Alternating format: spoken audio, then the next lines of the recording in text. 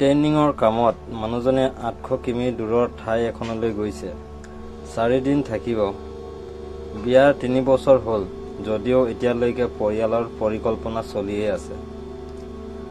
সাধাৰণতে সন্ধিয়া পুল খেলিবলৈ নাইবা লগৰকেইটাৰ লগত তিনিআলিৰ চলিহাৰ দোকানৰ পিছফালে আড্ডা পিটিবলৈ যোৱা মানুহটো আজি অফিচৰ পৰা সোনকালেই ঘৰলৈ আহিছে।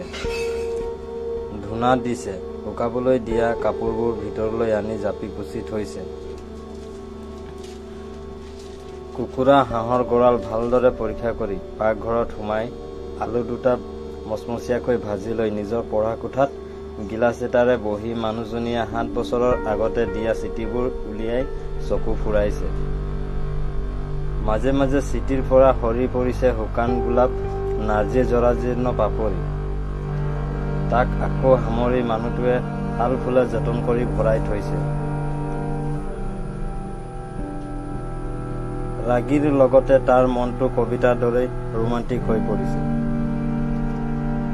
8:30 বজাত ভাত ৰান্ধিবলৈ সোমোৱাৰ আগতে সি মানুহজনীক ফোন কৰি 5 মিনিটমান কথা পাতি ল'লে।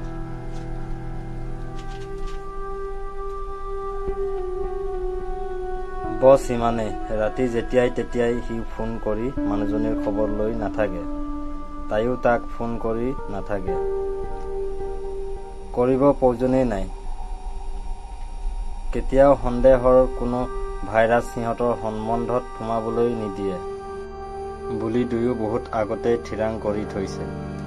4 দিন কিয়, 4 বছৰ আঁতৰত থাকিলেও যে সিহঁতৰ মাজত ভালপোৱা নকমে বা ইটোৱে সিটোক ঠগিব পৰাকৈ কোনো কামেই নকৰে সিহঁতে ভালদৰে জানে।